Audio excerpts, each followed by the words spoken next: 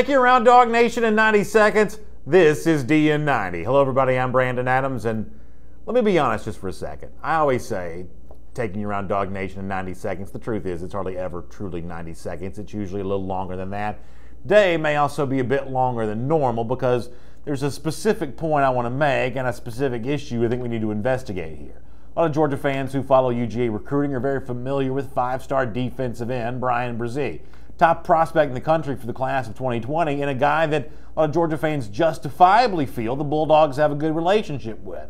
In fact, in the past, Bresee has spoken to our Dog Nation recruiting insider Jeff Sintel on his feelings about UGA, and no doubt he's very fond of the red and black. Here is what Bresee has told to Jeff in the past. What's the mindset with that program right now? How do you feel about them? I still feel the same way, especially with Nolan and Trayvon, and they're getting a lot of really good recruits. And I love Coach Scott and Coach Smart. So he likes a lot of the current Georgia players, including Trayvon Walker and Nolan Smith. He likes Georgia coaches, including his position coach, Trey Scott, the head coach, Kirby Smart. Bresee sees a lot he likes about the Georgia Bulldogs. But on Wednesday's edition of Before the Hedges, presented by Kroger, the same guy who interviewed Bresee, Dog Nation's recruiting insider Jeff Sintel, was forced to admit that there is another school fast on the chase when it comes to Bresee, and it's a school you may be familiar with, the Clemson Tigers. I want you to listen to Jeff talk about how this process is going to unfold, and listen in particular for what Georgia is going to try to do to ultimately win the battle when it comes to Bresee. Here is Jeff Sintel from Wednesday. Going to take a couple in April, and he's going to save the bulk of them for the fall. I think be very important for Georgia in the long run for him to stay uncommitted through the fall. Take that official visit to Georgia, looking to do that at a game. Georgia wants him at a game, and really chummy with Nolan Smith and Trayvon Walker. I can see him doing that.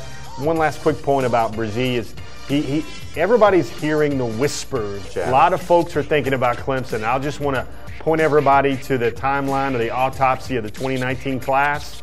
Maybe about this time a year ago, Owen Popo was still thinking about Clemson and Georgia. Auburn was there a little bit, but Clemson and Georgia were still in the mix, maybe February, or late February, mid-February of 2018, and we all know how that turned out. So stay tuned in for Bryan Bresee, folks. The reference to Owen Popo is obviously the fact that Auburn did swoop in to produce his commitment, and Popo ultimately signed there as a member of the 2019 class. But it does look like Georgia and Clemson are going to have a battle, and it sounds like from a UGA fan's perspective, you've just got to root now that Clemson doesn't win that battle early on in the process. But the other thing that Jeff says there that I think is really interesting is the notion that Georgia is going to try to get a in-game official visit, in-season official visit from Bryan Bresee. Apparently that's an example of Georgia feeling the heat to get Bresee on campus for his official visit as soon as possible, because certainly hosting Bresee for an official visit during the season is not exactly the way that Georgia typically likes to go about its business on that front. In fact, when Georgia coach Kirby Smart spoke with Tony Barnhart of TMG College Sports this week about the changing nature of the recruiting process, that's one of the things that he admitted, not in reference to Bresee, but just in reference to the recruiting process in general. Smart tells Barnhart that your official visits used to be in December and January, and now they have to be during the season, and in-season official visits are really hard. There's a lot going on. So Smart admits that that's not the ideal situation. He'd rather those official visits come in December. But when it comes to Bresee, the Dogs may not be able to wait that long